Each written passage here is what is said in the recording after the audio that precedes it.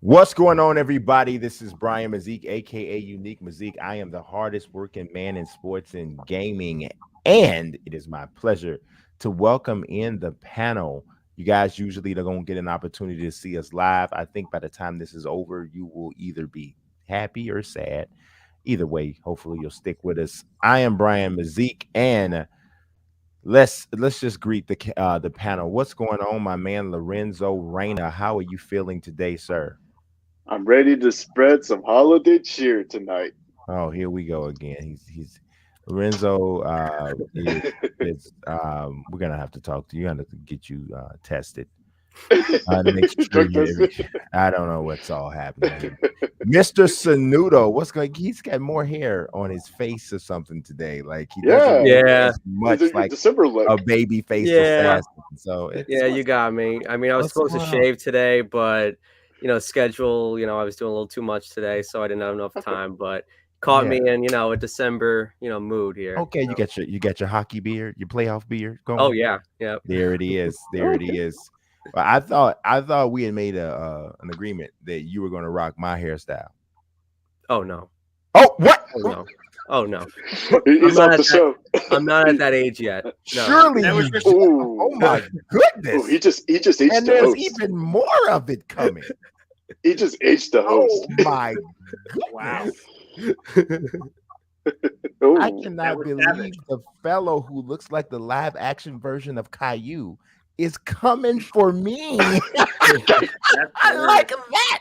Let's go. Caillou. Oh my goodness. At any He rate, just let's dropped a go. Spidey reference. Those of you with kids, you'll get That that. was savage. That was What's savage. going on, Paul Esden? How are you doing?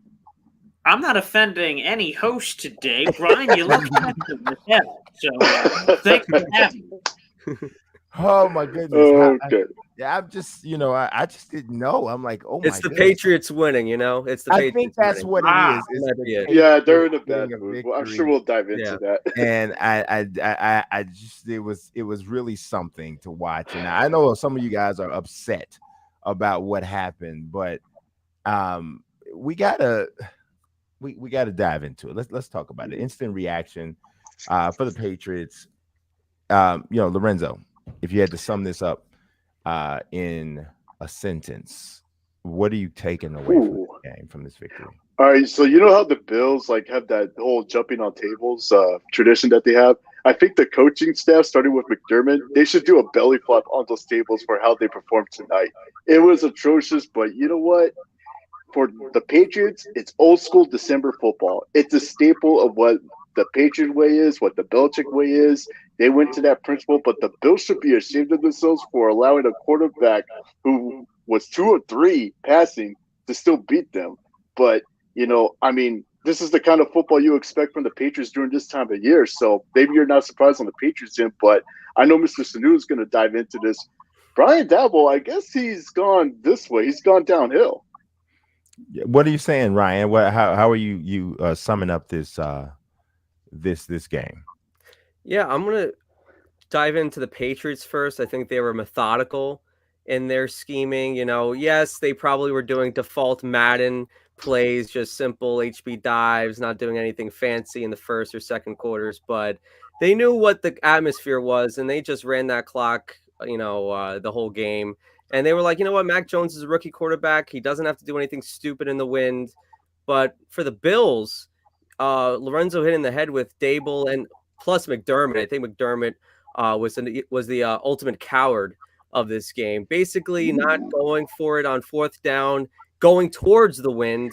I get it. You have Tyler Batts, who's a good kicker, but you have Josh Allen, you have Stephon Diggs, you have those guys. Use them. Use them. And you know what? Peyton even brought it up in the broadcast. If they don't get the fourth down, if they at least get a completion near the end zone, what you get the Patriots inside their inside the 5, maybe inside the 10, and what do? Bass misses it. So I think the Bills completely screwed this game up. And like Lorenzo said with Dable, I think it was so uncreative the whole game. And I loved them last year. I loved them. And this season, it's not just today. It's been previous games too of not playing to their strengths. Losing to the Jaguars and running the football stupidly with Devin Singletary and a bunch of terrible running backs. This completely falls on the coaching, in my opinion. That's it's tough. I think it's the beard, Ryan. You come really hard when there's more facial hair. I don't know. That's what it is. So I'm expecting, Yeah. since Paul has more facial hair than that, all of us, I expect this to be Yeah, all of us. Yeah. extremely just nasty. So Yeah. what is your take on this? I have to say this. Boy, I don't want to, but I feel like that New England Patriots performance over the Buffalo Bills cemented Bill Belichick as the greatest coach in NFL history. Because for me, the fact that Bill Belichick looked at this game and he said, screw this, guys. We're passing the ball 3 times and we're going to win the goddamn game. And that's exactly what they did. And okay, so you go through the first half, right? Mac Jones throws one pass. Bills have to look at themselves, go, okay, they're not throwing the ball. And then put 12 guys in the box and say, you're not running it, pass it in these crazy windy conditions. And guess what? The Buffalo Bills still couldn't do anything about it. They lose. Unbelievable. To me, again, you have to give Bill Belichick the balls that it takes, the level of cojones to say, we're not going to pass it. We are literally going to run it on every single play outside of apparently 3 plays where, let's rely on the old first round quarterback for old 3 passes. Besides that, they ran it down the throat. Buffalo knew exactly what they were doing. There was nothing they could do about it. It takes balls to do that, and Bill Belichick has a grand old set of them, and he delivered. Again, he's the greatest coach in NFL history. That is such an unbelievable performance. And now they've won 7 in a row. They continue to be the hottest team in football, and now they control the #1 seed. Time is a flat circle, and once again, the Patriots are on top. Yeah, Bill Belichick has a grand old set of balls. I think is going There to you be go. the There's your signature. headline, Brian. I think You're this is going welcome. to be the signature sentence of this show. Uh, a reference to Bill Belichick's balls and how grand they are is that's my takeaway overall. I don't know. No, actually, if I had to sum up what we just saw, was this is one of those games, man, that really tells us that the Patriots are back. Like this win, this is a signature style, make it happen the way it needs to happen kind of a victory that just shows their toughness, their willingness to play in a way that maybe somebody else may not want to play, but it is for the sake of getting the victory. And that is just like quintessential Patriot football is what that was today. Um, it was selfless in a way because I mean what quarterback wants to throw 3 passes and take the W? Like it's like literally having a point guard who can actually score a little bit, having him come out in basketball and say, you know what, I don't want you to take but 4 shots today. Anything more than 4 shots is going to be excessive. I want you doing nothing but dropping this ball off to the big man down low and just letting him work all day. Maybe you'll get the assist, maybe you won't, but I want you to run the offense. And it's not about you. That was just crazy. I mean, obviously, you got a good situation because you got a rookie quarterback, so you're not going to get pushback talking to Bill Belichick. But I just thought it was a pretty amazing overall game plan. Ballsy, he's not worried about it all. Bill's not worried about it all. What anybody's saying about it, he's gonna. And the thought of it is you got to be thinking like late in the game, right? Buffalo has 2 chances to drive down the field and get a touchdown, a late touchdown. If they get a late touchdown, for this game is probably going to be over. They're probably going to win this game. And then we're talking about how, McDermott and Brian Daboll just lose a game against a quarterback who threw 3 passes. Imagine what it would have been if the Patriots lose this game and up until what turned out to be the last drive of the game, they had a quarterback who had only thrown 3 passes and now they had it for a loss. My. That would have been a nasty conversation, Yeah. but that was a gamble that Belichick and McDaniels took. And you got to think, whose idea was it to say we're just not going to throw the ball at all? Was that all McDaniels? Was it more Belichick? And imagine when somebody brings you that game plan. They're like, look, So Josh walks up to Bill and says, "Look, Bill, winds whipping is nearly 40 miles per hour. You know, Max never played in this kind of an environment. They got a pretty good defense, an opportunistic defense on there. I think we can run the football effectively. I think we only pass if we absolutely have to. However, I don't care if he only throws one pass a game. This is what we're going to do." Bill's probably, you know, somebody brings you that kind of game plan. You look at them like, really? That's the best way you think we can win? And, you know, you trust your guys and you trust your staff, and that's what happened. So I think it was just a phenomenal game plan. I mean, the only way this game is like great for you to watch is if you're just a pure hardcore Patriots fan and you just want them to win. You don't care how they win. But outside of that, it probably wasn't a very good watch for most other people. It's definitely wasn't a watch if you had Mac Jones as your fantasy football quarterback. That definitely wasn't what you wanted, but very interesting. So I want to transition to a different concept here. It's Patriots related, and it's about Nikhil Harry.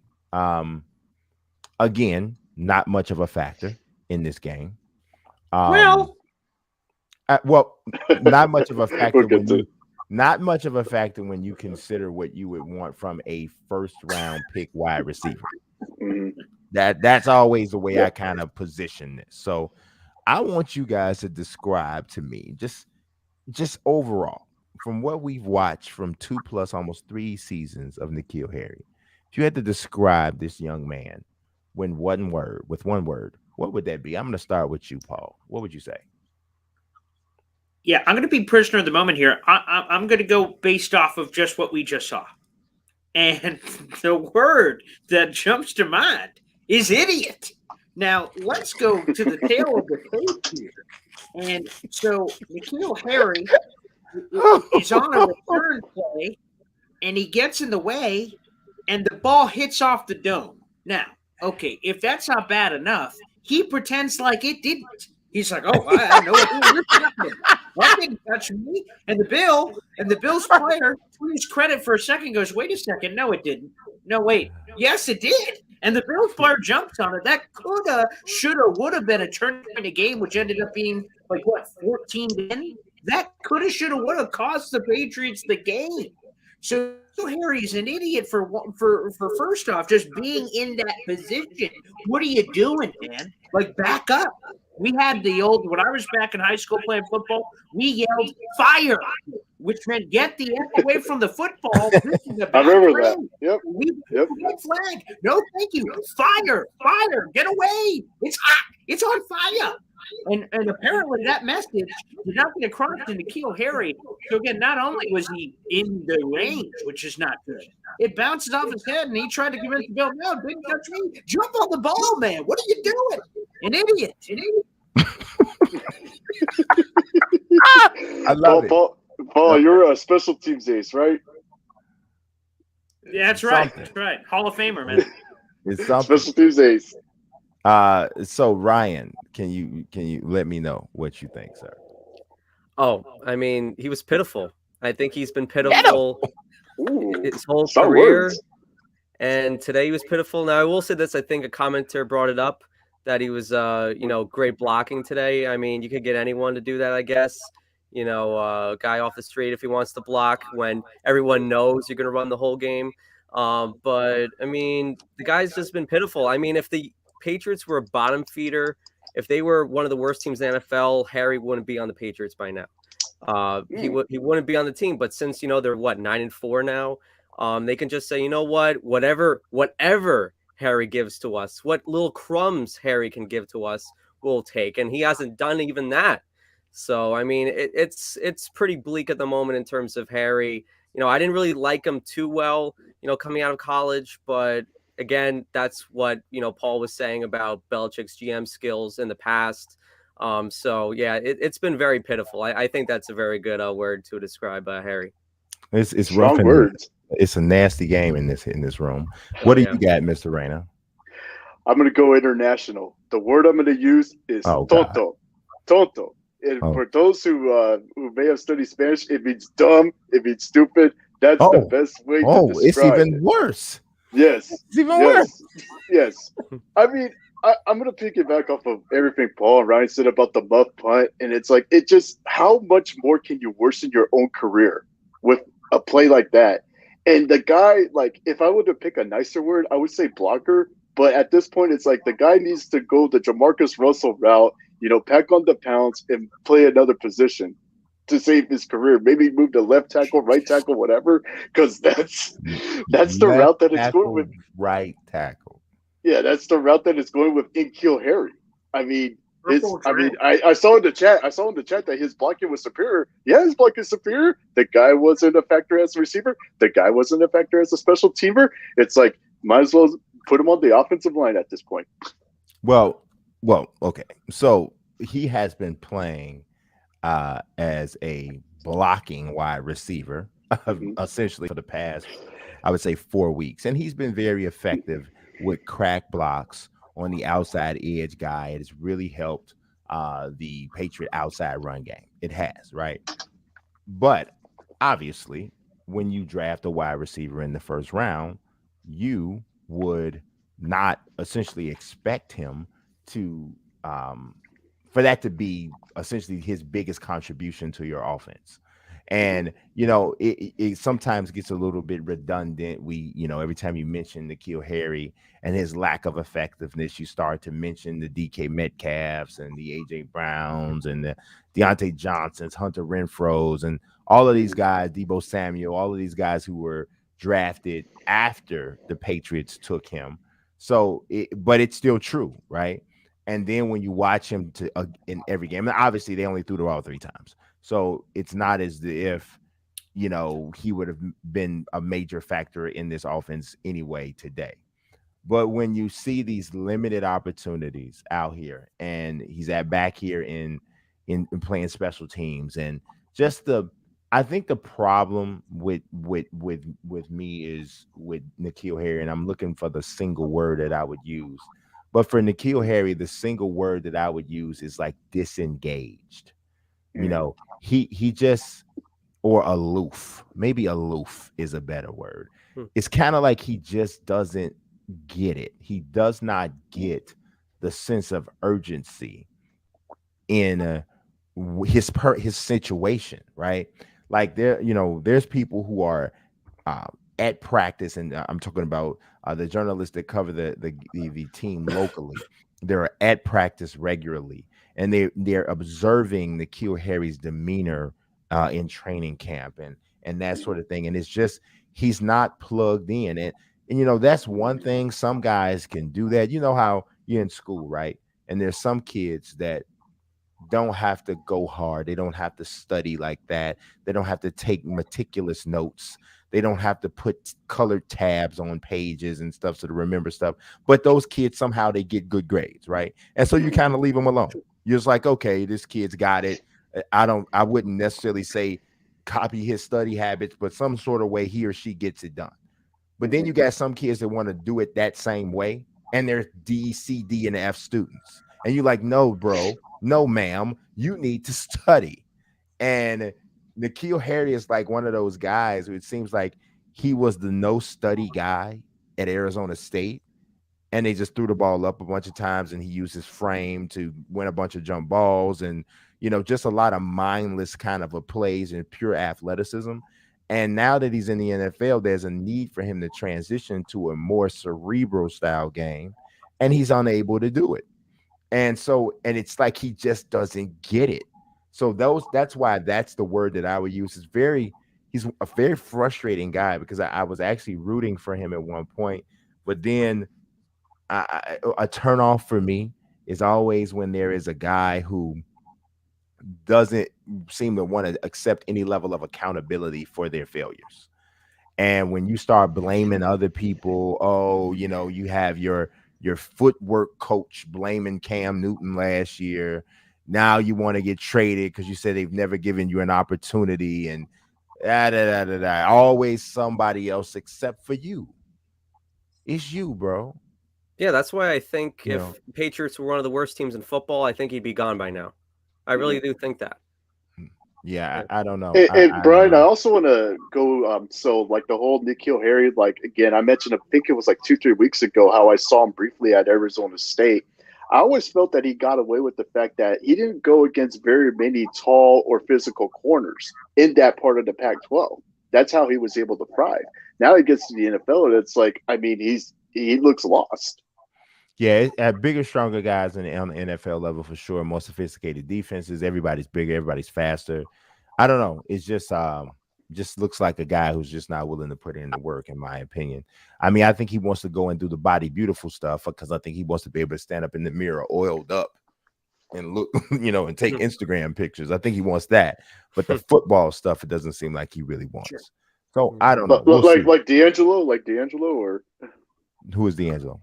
Oh, the R&B singer. Oh, Untitled. How does it feel? Yeah, that. That was my song right there. That's a really weird story. And my grandmother was like trying to push the television back so she could see down. Or it really made me very uncomfortable.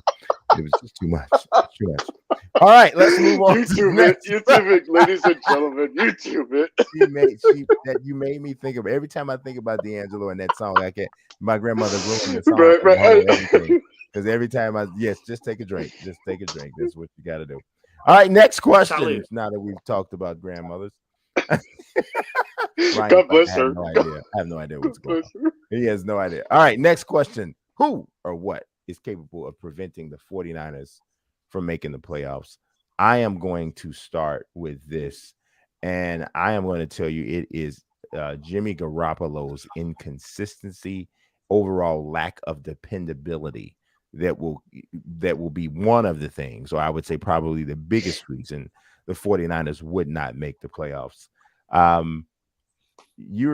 Everybody's ever played, you've played, all of you guys have probably played or seen an old boxing video game called Mike Tyson's Punch Out. Oh yeah, one of the first games I held. Yeah, when you play Mike Tyson's Punch Out, you may remember the first guy that you fight, his name is Glass Joe. If Jimmy Garoppolo was a Mike Tyson Punch-Out character, he'd be freaking Glass Joe, because he's so fragile from week to week. Even when he gets on a roll, any sort of little thing is liable to derail Jimmy Garoppolo. So he's Glass Jimmy, not Glass Joe. And it's a problem. And to me, I see that as more than likely the biggest thing that keeps them out of the playoffs if they do miss. What about you, Paul? I gotta say, Brian, man, it seems like every week we're disagreeing here. So I gotta say, the thing that is possible that could prevent the 49ers from making the playoffs is Jimmy Garoppolo's consistency, not inconsistency. I would say the one thing that Jimmy Garoppolo does consistently is being consistent. So you got to give him credit for that. At least he's able to keep the same thing that is terrible. Inconsistently bad. This is a guy that got all this love for sitting in a couple of Tom Brady games looking good. And everyone's like, oh boy, look at this guy. He's the second coming of the Messiah. And then he gets traded to San Francisco, 5-0 to end the year on a crappy 49ers team. And there's just been so much hype and nonsense and talk. He just isn't the guy. That's quite frankly, that's the case. He just isn't the guy, and that's the reason they're not going to make the playoffs. They need a quarterback to do so, and they got one on the bench in Trey Lance. Yeah, I mean, so we are agreeing, but I like the way you did that. Ryan Sanudo, what do you say, sir? Yeah, I'm going to have to agree with Jimmy Garoppolo as the top choice for this question. I think it's low-hanging fruit, to be honest. I mean, it's so easy, to say Jimmy Garoppolo is the main issue. I mean, the turnover-worthy plays have to stop. This is a guy that I just don't see it in terms of, sticking with the 49ers in the future. But I'm going to say another thing other than the quarterback situation. I'm going to go with the run game. I think they were, under 3 yards per attempt against the Seahawks team that really did nothing defensively throughout the year. So that's the thing that needs to be shored up too. I know Elijah Mitchell's hurt. He's in the concussion protocol right now. But if that doesn't even work, forget about Jimmy Garoppolo. If the running game doesn't work, Kyle Shanahan's, MO of always running the football, if that can't happen, then guess what? You can kiss the playoffs goodbye. But, they're in luck because he got 7 playoff teams in the NFC. So that's what's, I think, going to help them and get them to one of those playoff seeds. So I'm not going to rule them out, missing the playoffs. But in terms of, what's going wrong with the 49ers, you can start with Garoppolo, but you can also start with the running game. I mean, that's what needs to be clicking. And so in the last game, we didn't see it. Yeah, no, I would concur with pretty much everything you said there. So yeah, I mean, so now I got to ask you, Mr. Rayner, what would you say if there's anything different? Well, I will say this. You guys bring up excellent points about Jimmy Garoppolo. I've seen it myself, but if I were to really, really choose, I am going to go different on this one. I think it's the injury bug. It has hit the 49ers massively hard. Emmanuel Mosley, they're arguably their best shutdown corner, especially as of late. He's out for the next 4 weeks. That's pretty much like going to wipe out his whole season at this point. Mhm. They don't have a corner opposite of him. And then you've also had Fred Warner, who's injured. Fred Warner's their most cerebral linebacker. That's another death blow for the 49ers defense. They've had injuries on the defensive line.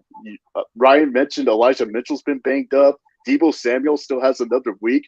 They're key. It seems like that when you're a key guy on the 49ers, you're going to go down eventually with an injury. It's almost as if the Grim Reaper is lurking around the Bay Area. You can see that with Paul too, with his Jets. I mean, my Jets too, but I mean, they keep getting injuries too. I feel like anything that hits them, like Corey Davis, it's crazy.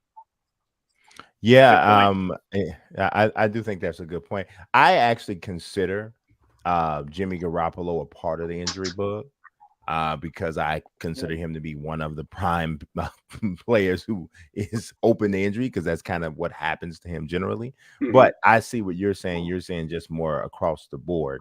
That's the deal. Now, let's jump to the next question, which is who should be the comeback player of the year? Lorenzo Reyna, we will start with you. Who do you have? Staying on the topic of the 49ers, really? This guy came back from an ACL injury. He's now the current leader in sacks in the NFC, Nick Bosa. Very powerful with that strong. You feel? Yep, Bosa. I mean, the way the comeback player of the year award works, it usually goes to somebody who missed out an entire year because they blew their ACL, they had a season-ending injury. Who knows? Maybe they're battling a life-threatening disease. Bosa tore his ACL, I believe it was week 2. Now he's just been on a tear. He has his first double-digit sack season. I think if he reaches 20 sacks, he's definitely an automatic shoo-in for the comeback player of the year. It's a pretty good pick. It's a pretty good pick, I would definitely say. I'll go next. And you can't deny Bosa's having a fantastic year. But we all know that these kinds of awards are most are a little bit biased towards quarterback position or the offense, period, right?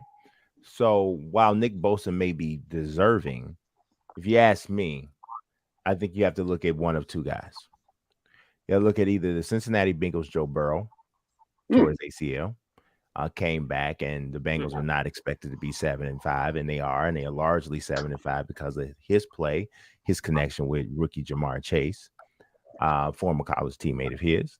And then there's another guy who also happens to be a quarterback of a team that is winning their division, has one of the best records in the NFL, and that's Dak Prescott.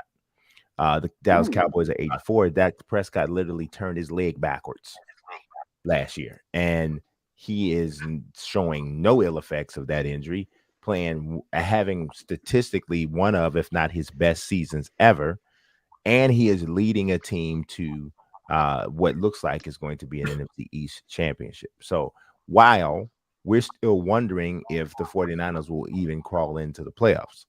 So I'm looking at the position weighting. I'm looking at where the teams are. And I'm giving the edge a little bit more to Dak Prescott and Joe Burrow. But if I had to pick one, I'd go with Dak Prescott to be the comeback player of the year. What say you, Ryan Sanudo? Man, that's 2 straight you've taken from me. I mean, I think great minds think alike the last 2 weeks. I know it was hard on you with the age thing earlier, but I think we're connecting a little bit more. We are connecting a little bit more. I do, but you were talking about the hair thing, so I figured I'd find the image of how you would look without hair. Oh no! Yeah. So. Oh no! Got you. That was a good segue. So I just felt like, we might as well show. Yes, right. There's a little mustache maybe over here, a little fuzz over here maybe.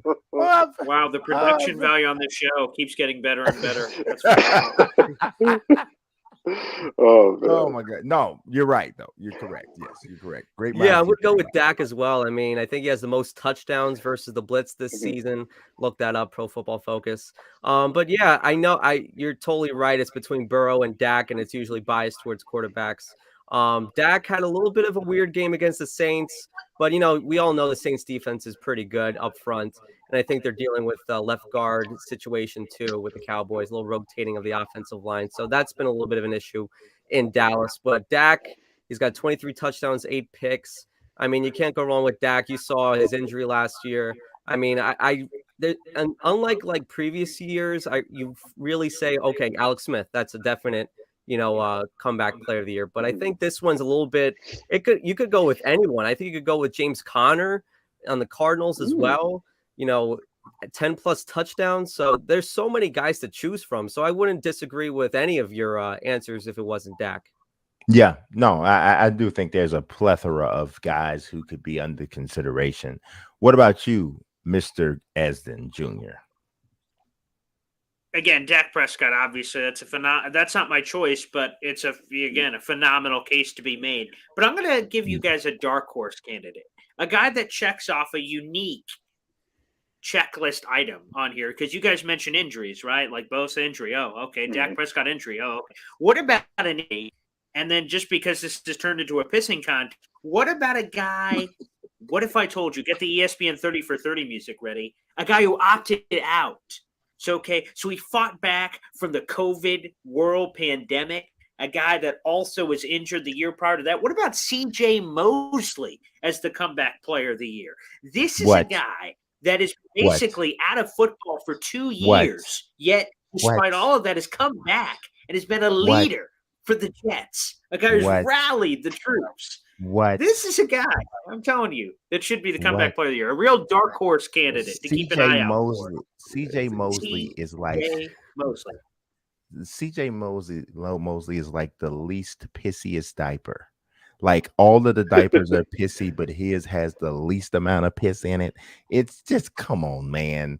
Did you just hear the answer Sanudo just gave? He said, I wouldn't disagree with any of your answers that you would give for NFL comeback player of the year. So I was wrong. Perfect opportunity to tell. I was wrong, apparently. I was wrong. Mr. Anston? What? This is insanity. God, no, did you just not just mention a Jet player for any award? The only Jet player who would be eligible for any award with the 30 for 30 music in the background is Barrios, maybe if they had like a Return Man of the Year award or something like that. Yeah. That's about it. Which, by the way, number 1 in kick return yardage, number 2 in punt return yardage. So that's a good point. Hashtag Robo vote for all he is getting his Tim Hawk on. He is having a heck of a year. But we not talking about him. We talking about C.J. Mosley, and no way. No. I thought he was going with James Conner, but I feel like I got to bring out the Vince McMahon for that. No chance. No chance in hell. He's got no chance. That one's tough. Well, it's just like that out here. All right, let's go on to the next thing because Paul's tripping. Let's go. The next one. What is the missing ingredient with the New York Jets? Clearly, it's logic because he thinks that C.J. Mosley is supposed to be the comeback player of the year. But we'll start off somewhere else. Go ahead, Mr. Reyna. Football players, that's what they need. I'll give you a more knowledgeable, straightforward answer. I think what they really need is a shutdown corner, and they could find one in the draft. The person I'm thinking of, Derek Stingley Jr. out of LSU. They'll be right there eligible to get him. Yeah, I think he could definitely be a huge need, especially in a division that has Stephon Diggs, that has Jalen Waddle, that has Myers as well from New England. I mean, to me, it's like Salah needs that shutdown corner, and Stingley does have NFL bloodlines with his grandfather being a former Patriot, so I think it's a shutdown corner. I like that Interesting. answer. Interesting. What say you, Mr. Sanudo? Yeah, I have to agree with Lorenzo. I mean, I think corners is an absolute need. You can't have Guidry out there, getting beat by these receivers. I got to say, I like Derek Stingley from LSU, but I'm going to go the free agent route. I think Okay. J.C. Jackson should be a guy they should look towards getting in the Oh. offseason. This is a guy that's very young. This is someone that maybe the Patriots don't, give the money towards. I mean, they've been known for just saying, you know what, you can go to the Jets, you can go to, the Cardinals with Chandler Jones. So they're known for doing that. They're known for saying, you know what, we can just get someone else to replace you. So I'm going to go with J.C. Jackson as someone that they can look towards in the offseason. And they got plenty of money. You can see that with the Jets every single year. That I think they have at least 50 plus million in cap space, and that's only going to increase when we get to the offseason. And like you said, Lorenzo, too, they can get someone in the draft too. Kyle Hamilton is another guy. I know they drafted a safety already with Jamal Adams years ago. Didn't turn out that great. But Kyle Hamilton is a beast, man. Like he's someone that I think is a lot better than Jamal Adams coming into the draft. And Ahmad Gardner, too. That's another guy that can, come up in the rankings, too. So watch out for him as well. But I think secondary has to be number one, especially when you have a defensive-minded head coach. Interesting. I just got to jump I in would. to say what a full circle is that Jets have made J.C. Jackson a lot of money by throwing a lot of interceptions. It only makes sense from beginning to end that you then pay him a bunch of money to do it for you. So Ryan, full circle, very nice. Yeah, That does make sense. So I will say, and this is pretty consistent with some of the things I've said about the Jets over the past month and a half or so. I think the missing ingredient is a consistently healthy Mekhi Becton. I think that is the Wow. missing ingredient. I think that a consistently healthy Mekhi Becton changes the offense, changes the pass protection, obviously changes the run game, and it in turn makes Zach Wilson a much better player, gives him some level of comfort. Obviously, it's not the only thing, but I think it is the single most important aspect of what they're missing on offense based off of what's in reasonable reach at this point. I'm not going to say that if Mekhi Becton was healthy all year, they'd be a playoff team, but I am comfortable with saying if Mekhi Becton was healthy all year, they'd be a lot closer to it than they are right now. I legitimately consider that kid to be that level of a game changer. And until they get him back healthy, you're going to see this offense not operating at an optimal level. They need him back. They need him on the field, healthy and dominating the left side the way we've seen him do in short bursts in between injuries. So that's my missing ingredient. What about you, Paul? You guys gave some spectacular answers, even better than I could have imagined. So, first off, round of applause to each and every one of you. Phenomenal. Yeah, there you go. Yeah, a literal applause. Thank you, Lorenzo. That's very nice. And Ryan, the golf clap. That's nice. I'm going to go basic level, and I'm just simply going to say consistency because, quite frankly, every time the Jets have had a cool win, Tennessee, wow, didn't see that coming. Cincinnati, whoa, what happened there? They then followed each of those up with a dud. And even most recently, they beat the Texans, which I guess that counts. And then you followed it up with what happened against Philadelphia, where, again, it's another dud. So the only thing this team is consistent in is being inconsistent. And unfortunately, that's the difference between good teams and great teams. Good teams and great teams, for that matter, can beat lesser level teams, and they can do it consistently. The fact of the matter is the Jets have been very poppy this year. They beat teams they're not supposed to. They lose to teams they shouldn't. And unfortunately, that's been the season so far for the Jets in pretty much the last decade. So consistency is certainly the missing ingredient there. Yeah.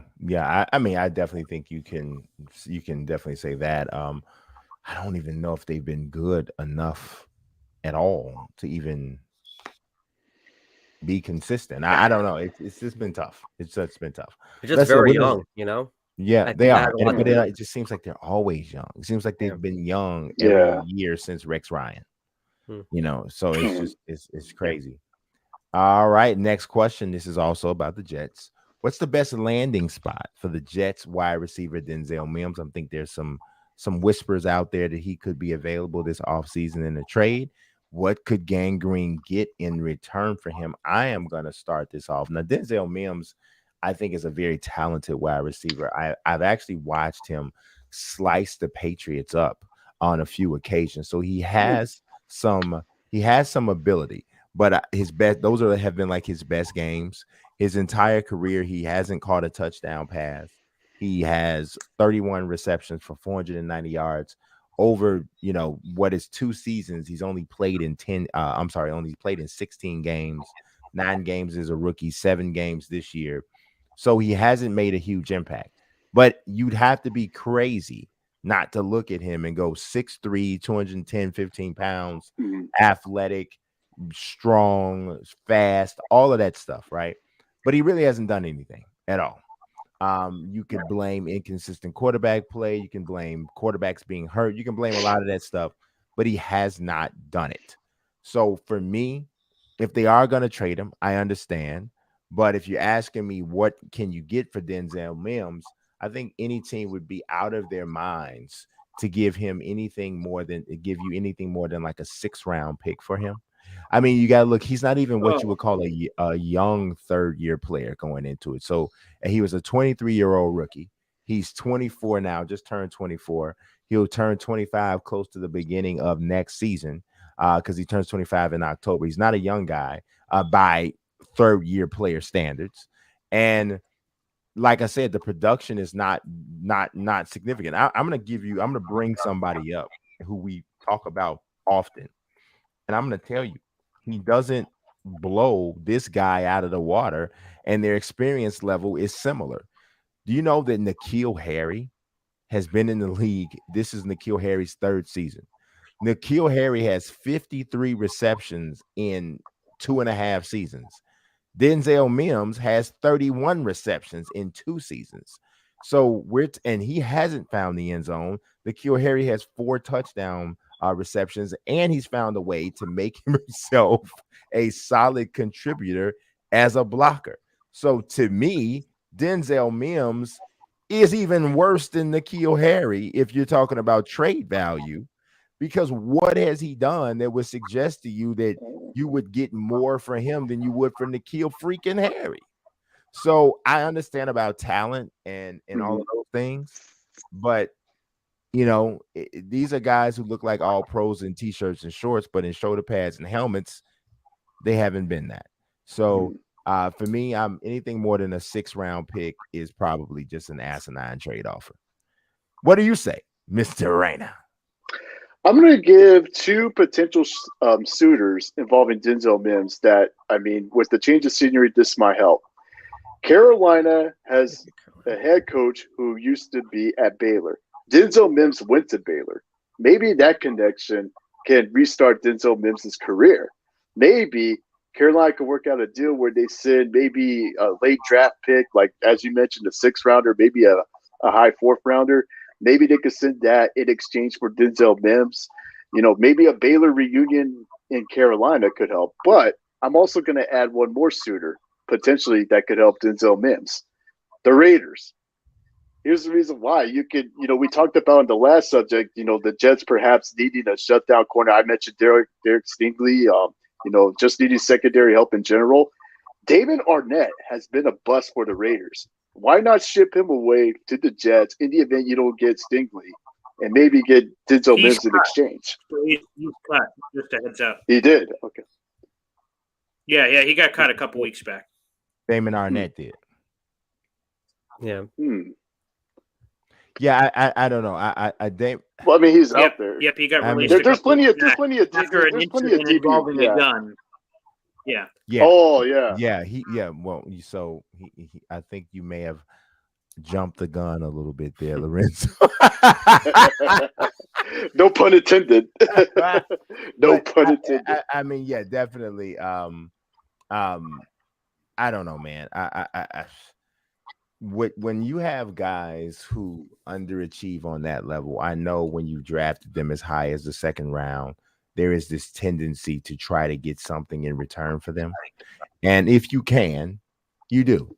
But I think one of the things that's really tough for NFL front offices to do is just to just admit we missed. We missed. And to cut their losses and to move on and say, here's what we're going to do. We're going to go ahead and we're going to let this guy go. And I mean, obviously, sometimes you have to check where the dead money is, and because sometimes it's not just simply not cost efficient to just cut a guy. But if it is, you got to do that. If you, I mean, and at this point, yeah, I know you spent the second round pick on him, but if you weigh the level of production that you're getting from him, I actually find it sometimes to be a worthwhile gamble if you can flip the guy for any sort of a draft pick, 6th or 7th round pick, because we've seen teams turn 6th or 7th round picks into productive guys and who are contributors, which is more than what Denzel Mims is doing for the Jets right now. So I don't know. We'll see. What about you, Sanudo? Yeah, I'll bring up a couple things though with Mims because he's been, underwhelming as a Jet, but he did have a COVID battle just now, so that really hurt his, development. And you have to remember, I think he had like an illness too. He had like bad salmon or something, food poisoning, and he lost like 15 pounds. So that completely hurt him too. So a lot of unlucky factors, come into play with Mims, and of course he has other wide receivers in front of him. Elijah Moore, Corey Davis, etc. But I think Mims, I wouldn't just rule out, his future with the Jets because I think these next couple of weeks are going to be the biggest of his life, I think, because Corey Davis is out. He has a core issue. He's going to need surgery. You have Elijah Moore. You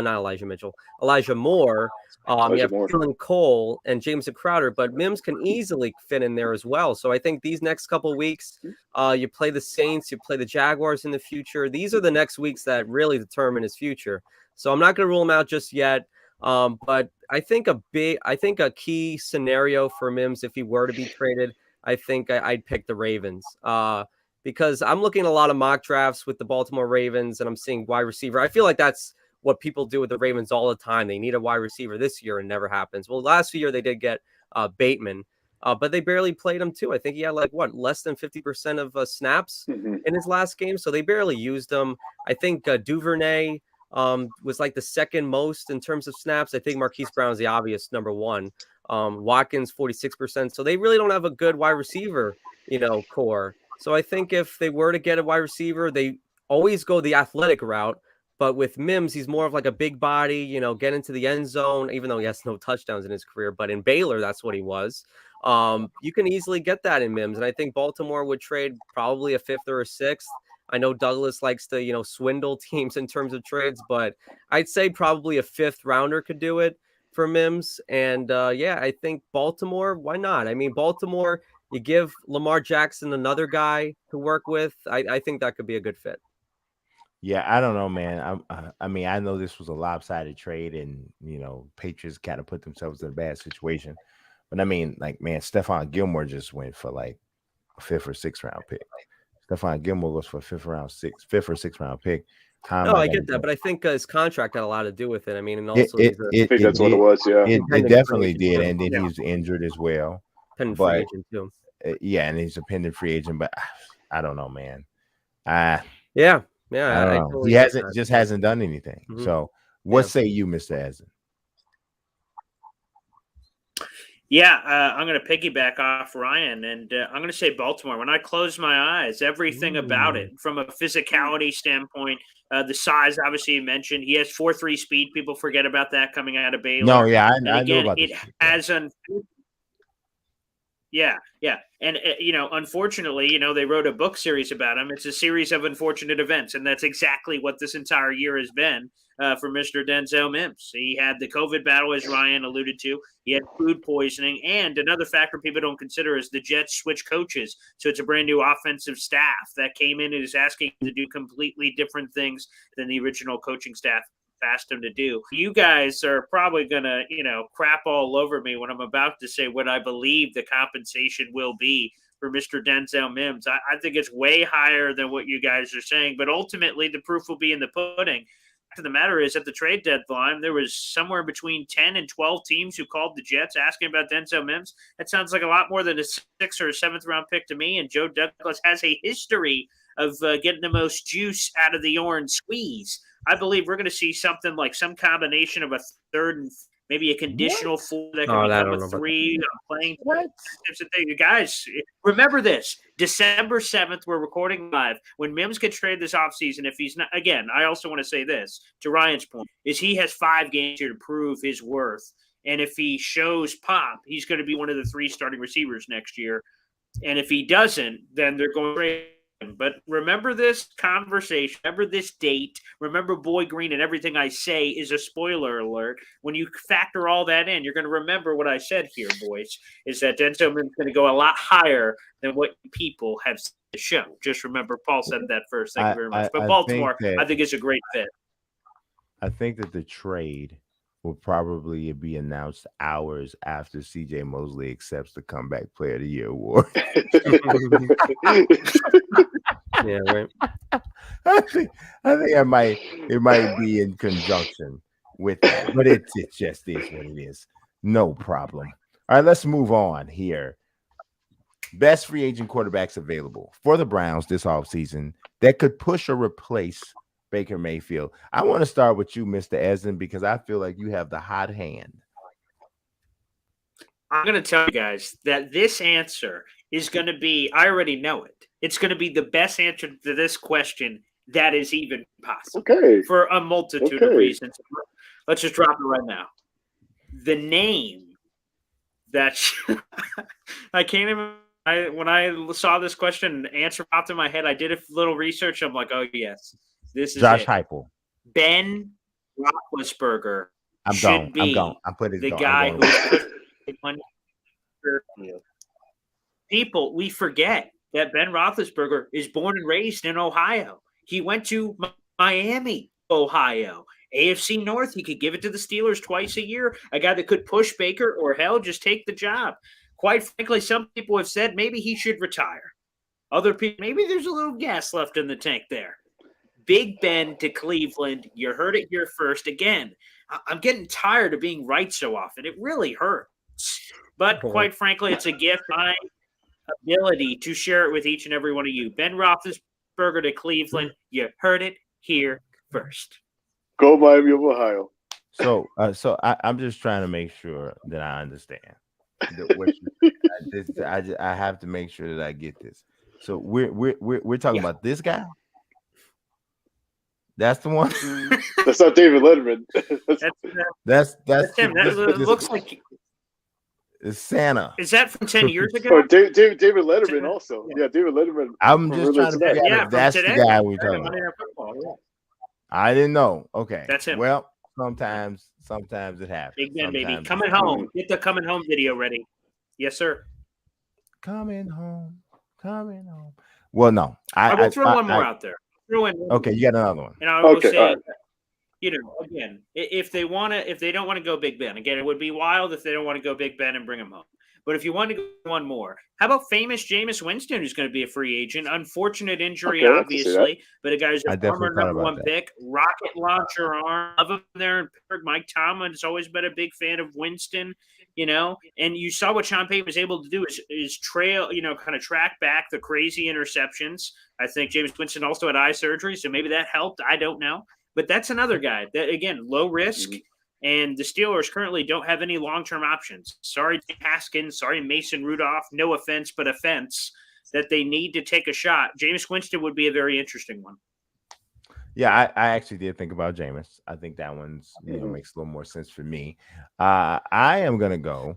Well, first and foremost, I think that the Browns would be better off drafting a quarterback within the first 4 rounds of the draft, getting a guy on the roster who is at least a viable option moving forward if you decide to go a different direction or go away from Baker Mayfield.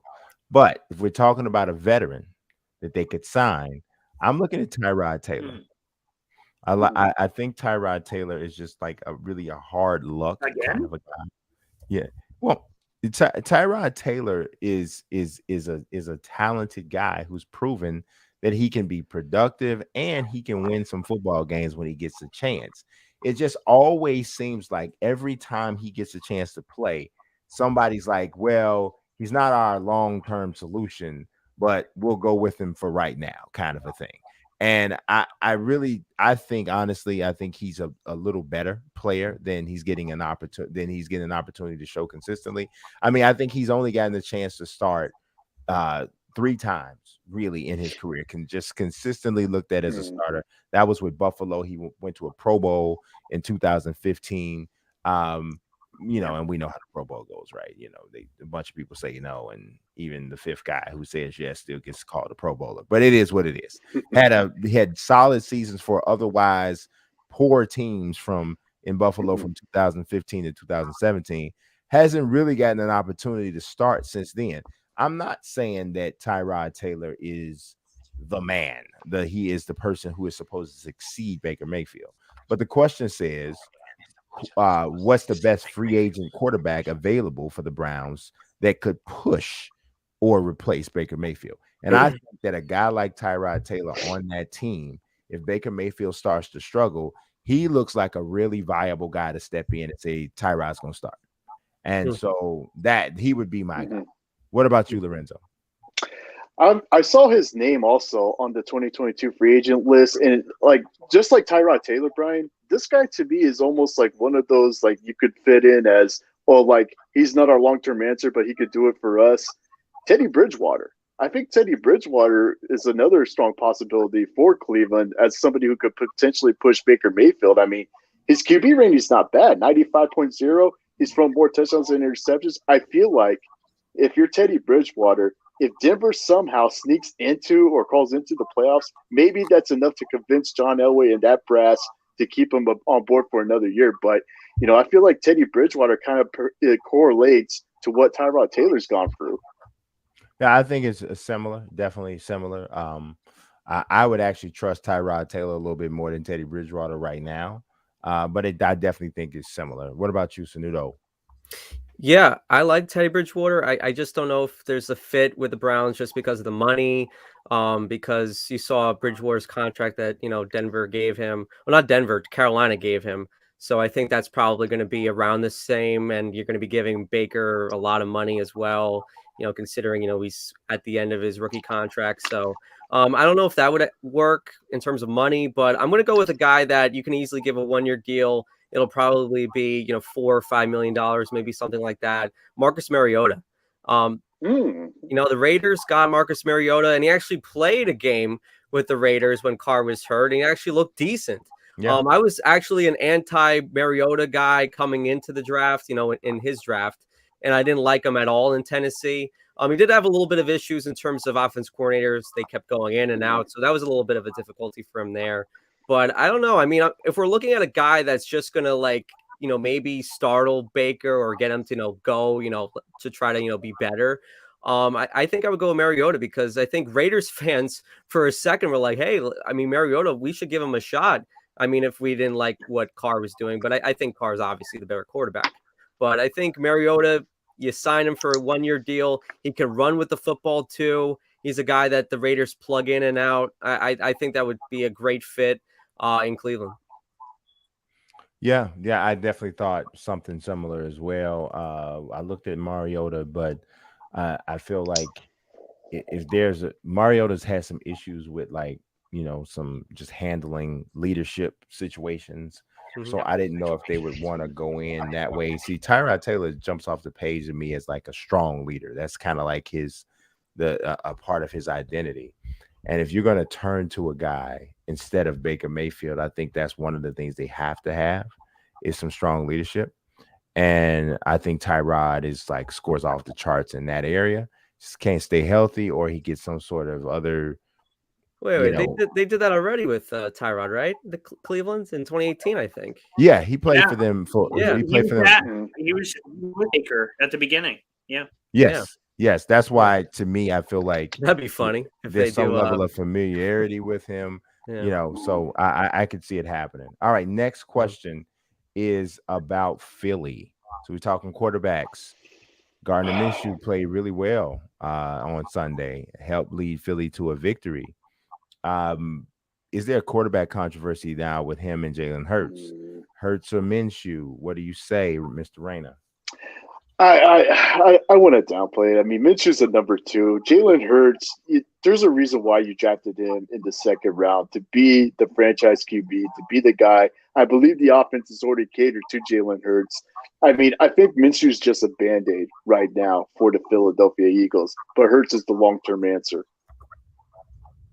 I think it's Mr. Greger. Mr. Greger covers the Eagles for us, right? Yes, Mike Yeah. does, and so that it's an interesting thing. Anytime a backup comes in and plays well, you start to hear those whispers, unless the starter that they're playing for is a fan. I remember, I'm going to show my age here. 85, and I shouldn't even say that because Brian loves to take shots at me. But in 85, I remember Steve. I remember Steve Fuller coming in for Jim McMahon, and he was undefeated, and there was whispers, but McMahon came back in and proved he was ready to go. Famous Thursday night game against the Vikings leads them to this huge comeback victory, and he kind of shut it down. But anytime a backup comes in and plays well, that talk is going to start to happen. I would have to say I'm on the same page with Lorenzo. Here's the thing. I understand backup talk in a situation like Mike White versus Zach Wilson more than I understand this kind of a quarterback controversy, so to speak. Mike White's young enough and hasn't been seen enough in terms of just how much opportunity he'd had for us to say, well, maybe, and I don't know, maybe there's a something there, because it's a mystery. I don't think there's a real mystery regarding the Minshew. You kind of know what he is. He's a solid quarterback, but not a great quarterback. He's not a game-changing needle mover kind of guy. He's the kind of guy that if you had a stout, nasty defense and a really good running game and offensive line, he might be a guy who, you could win with this guy. You might even be able to go to Super Bowl, but he has to have this around him. He's not a guy who's going to make plays for you the way you would envision Jalen Hurts making those kinds of plays if he is what you hope he is. So for me, if you are deciding that Jalen Hurts is not your guy, you're not turning to Gardner Minshew. You're going back into the draft, or you're looking at a young free agent quarterback and saying, maybe this is my guy, because I already know Gardner Minshew isn't the guy. So for me, I don't think there's a quarterback controversy at all. I think it's still Jalen Hurts. It should be his job. Hopefully they think the same. What about you, Sanudo? Yeah, I think it would be folly, if they just went with Minshew, if Hurts is healthy and they just ride with Minshew the rest of the way. I mean, you spent a second-round pick for Jalen Hurts. And I didn't like the pick at the time, by the way. And I'm not even a big fan of Jalen Hurts, by the way. I think there are times where he doesn't even process the field. But, I mean, this is a guy you drafted in the second round. You can't be wasting your time with Gardner Minshew. I get it. He looked good against the Jets. Well, but guess what? Any quarterback can do good against the Jets with that defense. I mean, there were times where it was a little bit, badly timed by Minshew. There were times where it was to his backside and the guys made good catches, or they weren't really, what's the word? They really weren't in sync at times, but the receivers were making really nice catches for Minshew, and everyone was open in wide open space. So, and I think there was a thing where Minshew was like the 14th best quarterback on Sunday, but I think his passer rating was like 60 something. And that just shows you that the whole NFL quarterbacks right now aren't doing good. So that's really a very low bar that we're setting right now, because you've seen the quarterbacks in this league. There are certain times where you're like, how is this guy even playing in this league? Daniel Jones, Davis Mills. I mean, so there's really not. I hate when people are saying like, oh, Minshew had a hell of a day against the Jets. No, let's be real. So it would be complete folly if the Eagles just said, you know what, let's just forget Jalen Hurts exists. Let's just put in Minshew the rest of the way. I think it'd be insane. Yeah, like I said, I certainly agree with that. What about you, Paul? Boys. A bunch of simpletons. Let me clear it up for you.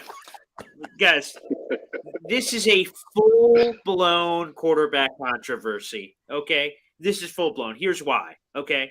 I've heard you guys saying, well, there's been whispers. I've heard whispers in the past. There's no whispers. There was fans chanting Minshew Mania at MetLife Stadium.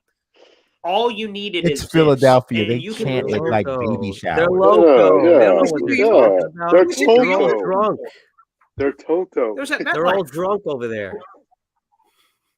But the point is this, guys, is that in the NFL, you can lose your job in a variety of ways. We saw it with Alex Smith. Sometimes it's an injury, another guy steps in, then all of a sudden they like that flavor and you never get back. Wasn't even your fault.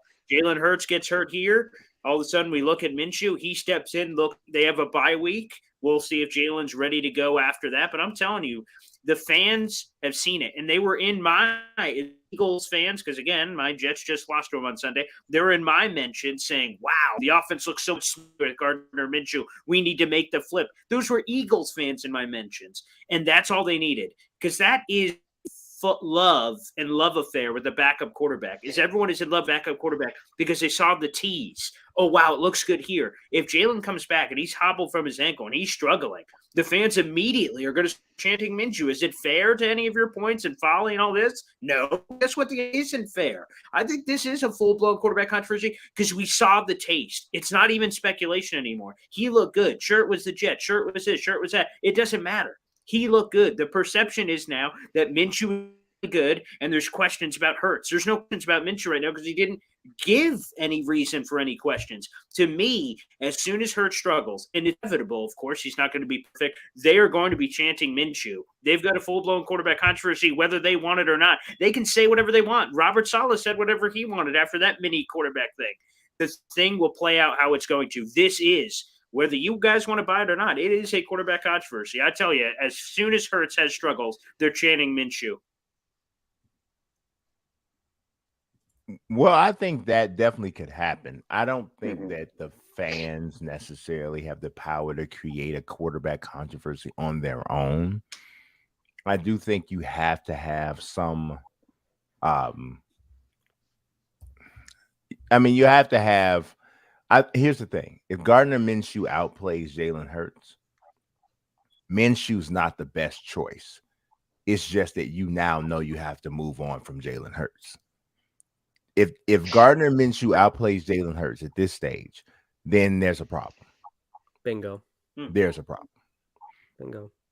You know, and so I don't know. I don't know if you could call that a quarterback controversy or confirmation that you need to draft another quarterback. I don't know which one it is, but Eagles fans don't know a quarterback if it hit them in the head. You know, I can't really say oh, Eagles fans know what they're talking about. They don't know what they're talking about.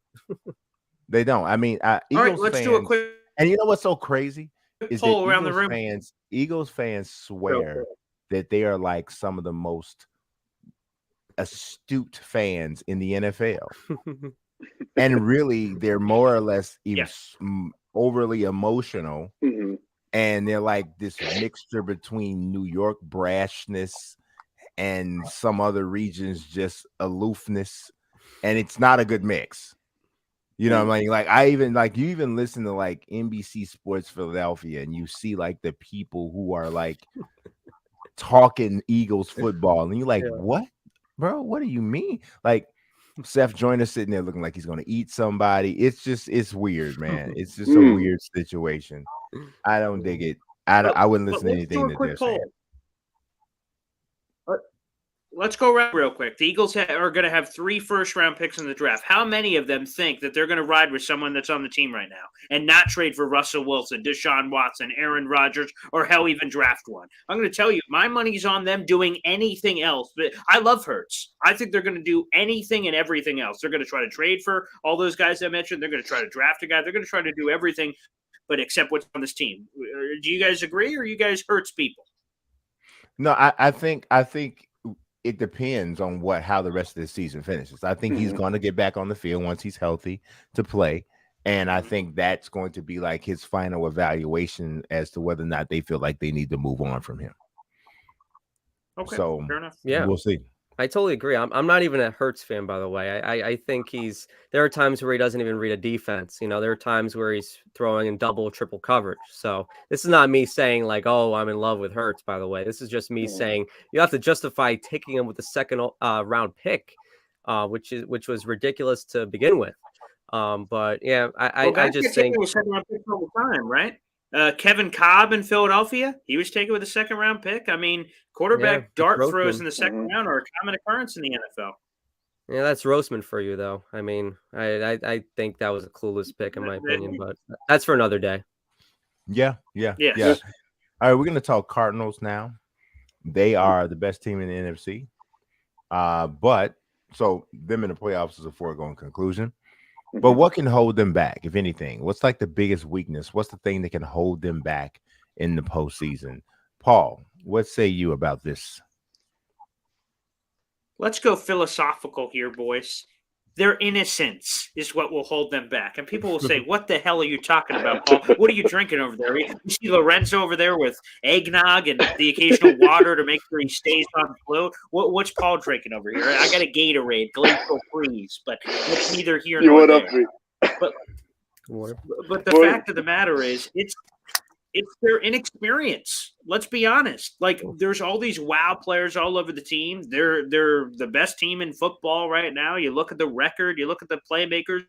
Kyler's back, Hopkins back. But it's the fact of the matter that there are two ways not having playoff experience can help or hurt you. When you get to the playoff and you have no experience, you could be invincible. It's that kid that doesn't know pain yet. So they have to touch the burning pot to say, oh, snap, that's hot. They have that mentality that they're invincible, that anything can happen. And maybe that's what happens here with the Cardinals. They go on a magical run. I'm going to lean towards the latter. They're going to be in the, wow, we're in the playoffs, guys. This is cool. Wow, look at this participation trophy. And then they're going to get smacked by some team that's been there, done that. Like, I don't know, Green Bay, Dallas, I guess less so, but Green Bay has had a lot of success, Tampa Bay, sure, right? And they're just more recent with their last year, but still, that playoff veteranship can get the Cardinals. That to me is the thing that I think goes beyond just like a simple question like coaching or this or this. I think it's a relative inexperience that could really hurt a team going in. We've seen it over the last 20 years. What say you, Mr. Reyna?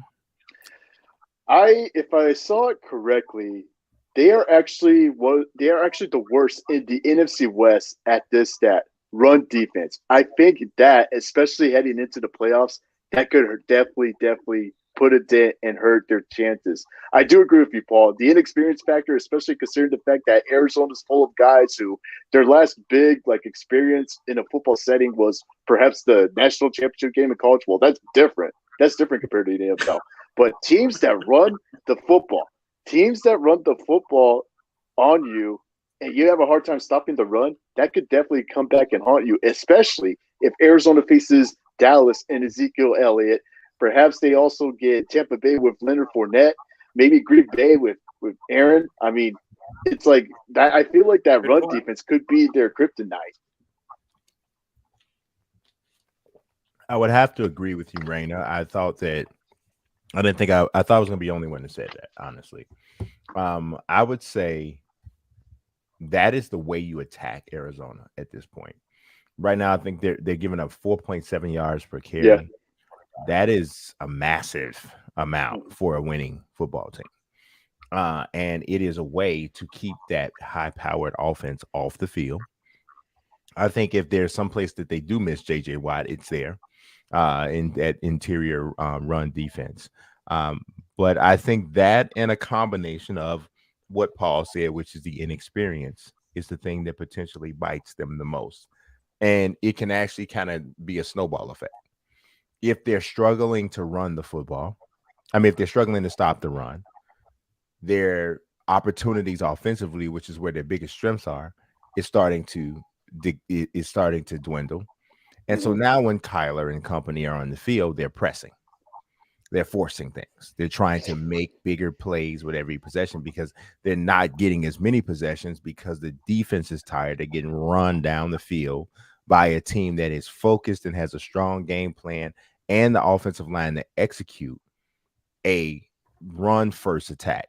So it's a combination of the two, but I think it starts with their inabilities or their struggle to stop the run. So again, the question is what could hold them back, not what will. I'm not Yeah. predicting this will happen, but this is how I could see it happening.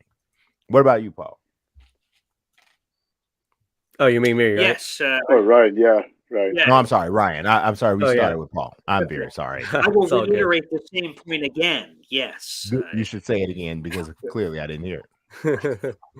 I'm going to go with two things. First of all, it's tough to find weaknesses on this team. I mean, the result speaks for itself, being 10-2, 7-0.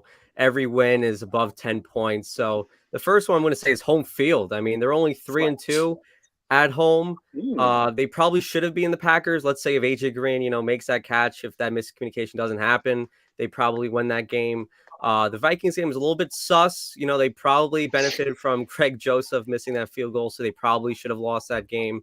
And I'm also going to say health as well. Like that, I feel like that's the biggest thing of everything. I mean, Kyler Murray missed 3 games. DeAndre Hopkins missed 3 games. JJ Watt is hurt. Rodney Hudson was out for a little bit. You had COVID issues. The Cardinals, if they keep getting injuries, that's going to be a very big problem. I mean, I think that's why they were very safe. They were saying, you know what, we have a bye week. We're going to give Kyler Murray the extra week because, they didn't have him play against the Seahawks. So I think that's the 2 H's right there. It's health and it's home field. But I think the experience part, while I agree with Paul in a way, I think they could very well be the Phoenix Suns of the NFL. The Phoenix Suns, people were probably saying before the playoffs last year, no experience. Devin Booker, very young. Aiden, very young. But guess what? They got Chris Paul into the mix, and the Cardinals, they've got Rodney Hudson into the mix, AJ Green into the mix. They've got a lot of, veterans, James Conner. So they have a lot of experience at the same time in terms of being veterans. So they have Justin Pugh on that offensive line. Yes, Kyler and a couple other guys obviously are young, Buda Baker. But, man, if they get that number 1 seed, they only have to play 2 games. And Kingsbury's been a world beater. And that offense, it's very tough to beat the Cardinals. It is. They have so many weapons. And when he gets outside of the pocket, he can break everything you've done in the first 4 to 5 seconds of a snap because of his ability to extend the play, make plays with his legs, and like I said, just get things open downfield. So, and they have so many tough covers, in the receiving game. So they're tough.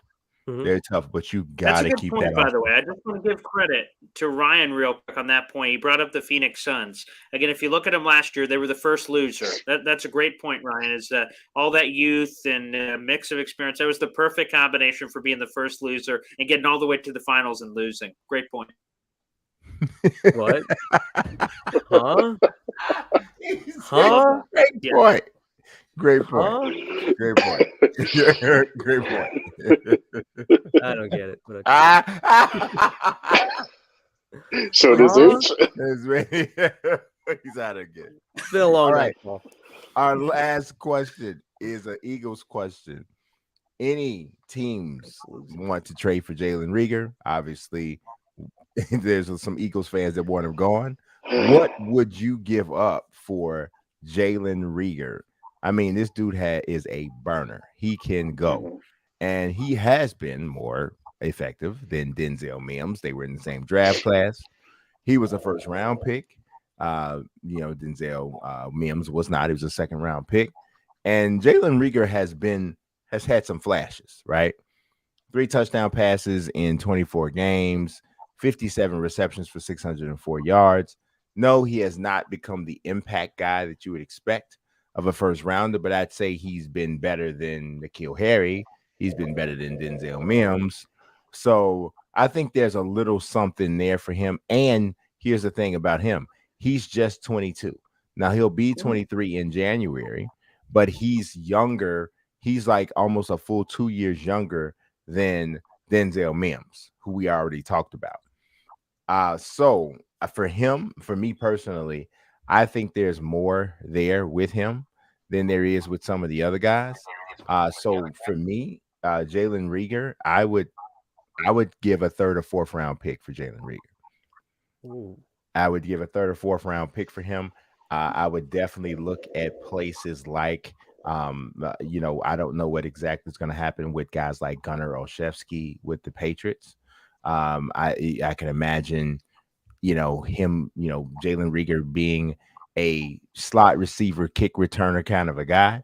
And if you could get him for a little cheaper than normal, and he's, a good option there. I think that the Bears may have some options available if they go with smaller receivers. Pretty obvious Allen Robinson's not going to be coming back. That's another option there. So there's a few different places that I could see who could be interested in Jalen Rieger, but I definitely think that he has more trade value than Denzel Mims and Nikhil Harry as two guys we already talked about. What about you, Paul? I'd give up a half-eaten Snickers bar. Wow. That's what that's about it. Wow. But the fact of the matter is this. We are not saving the Eagles from their own mistake. Remember, we scouted. We sent the boys out there for Jalen Rieger. Do you know who the next pick in that was? Justin Jefferson of the Vikings. Yeah. I still can't believe the Eagles picked Rieger over Justin Jefferson. I mean, come on, people. Yep. So, no, while you know what, Brian, I'm glad that you're nice. You're the nice one on the show. I'm glad that you'd be willing to give the Eagles a little bit of this and a little bit of that, but I don't want nothing to do with that can't catch a cold, can't hit water if he fell out of a boat, trash-ass receiver. There is no way on this planet that I'm going to give anything of what, even the half Snickers bar that I have sitting over here. I'm not even sure if I'm willing to part with that. Mr. Jalen Rieger, I think I want to eat the rest of this. So you know what, Eagles? No, thank you. Howie Mandel style, no deal, not taking it. You can grab your trash and go elsewhere. Okay. Oh man, all of that for just Jalen Rieger has not been this bad. But why is it that you were so much more open to Denzel Mims, who has accomplished less than Jalen Rieger? You getting to talking about, he had a bad piece of fruit, and when he ate the fruit, the acidic value of the fruit might have hurt his hands and all this. You want to know what's interesting is the Eagles love their Rieger pick so much that just a year later they spent another first-round pick on a wide receiver, Devontae Smith. Wow, they must really love Rieger. He must have showed them so much in that 12 months that they're like, you know what? Let's dip again. Let's dive back in pool. What the hell does that say? What the hell does that say? They need two receivers. I don't know. Mr. Rayner, I'm sorry, Mr. Sanudo. What do you say? Go ahead, Ryan. Bring us. Yeah, I saw back a tweet from like a big Eagles account asking like, what would you give up, or what would a team give up for Jalen Rieger? And the first response was Chick-fil-A meal, a little 12-piece chicken. With fries, tough in the building. Maybe mac and cheese on the side. Maybe I like mac and chease from Chick-fil-A. It's tough. It's tough in here. But yeah, I don't like the player, but it's hard out here for pimp. But of course, I mean, Zesty Buffalo, Chick-fil-A, Zesty Buffalo. I don't understand what the issue is. I mean, the kid only has 3 dropped passes in his career in 24 games, in 100 targets, literally. The consistency aspect. I don't understand. Like, he's literally dropped 3% of the passes thrown to him. Yeah. I don't like the depth of target. I think it's very low. I think he averages 8 yards per reception. I get it. But how is that on him entirely? No, I totally get it. I get your point. I just think that he needs a better situation. And I've said previously that Hurts I don't like as a quarterback. So if it were a team like the Packers, let's say they still have Aaron Rodgers next year, or Jordan Love is really good in training camp and they want a receiver, I think Jalen Rieger would be a good option for Green Bay because, they could very well lose Devontae Adams next year. And you look at their wide receiver depth chart, I mean, it's lacking. You got Alan Lazard, you got Scantling, but it goes down a very steep amount. So I think the Packers would be a good destination for him. I think the Packers were supposed to be a team that was going to get a wide receiver in that draft class. I thought they were actually going to get Mims later in that draft class, and they didn't. Instead, they go with Jordan Love. But I think they would, like to get a wide receiver on that on that team. And I think they're very similar towards the Ravens. The Ravens I mentioned with Mims, and I think the Packers with Rieger. They both need wide receivers desperately, especially in the future. So I think Packers would easily be a good fit. Yeah, yeah. By the way, I can the actually see Chick-fil-A people are if really nice. they are. I mean, they very nice. definitely are. we've They're had ageless. we've They're actually had Christian-like. conversations. I think They're That- Christian-like. They're nice. Yeah. They're nice. We've Christian actually like. had conversations in this house as to who has the better customer service, Chick-fil-A or Culver's. I'm telling you, I really don't know because they're both of the. It's really nice. They're really nice. They really make you want to eat unhealthy food. So it's pretty My cool. pleasure. So, what about you, Mr. Rayner? So I definitely I agree with you, Brian. I mean, I think Jalen Rieger, he does have some value. I think he could thrive in the right situation. I mean, New England was one of those places that I began thinking about.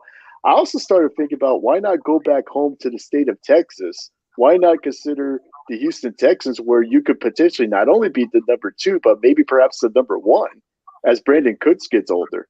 Maybe that could be some rejuvenation there. I don't like that. No, you think it'd be wasted? You think it'd be wasted? I mean, I think he needs to go someplace where there's an established quarterback, an offensive identity. I mean, they don't know what's going on with the Texans. They don't know. Like, I'm telling you, I have just as much of a chance to throw a pass next year as anybody in Houston. Well, tonight with the Patriots, you could have thrown a pass. Nobody knows what Yeah, they're doing there.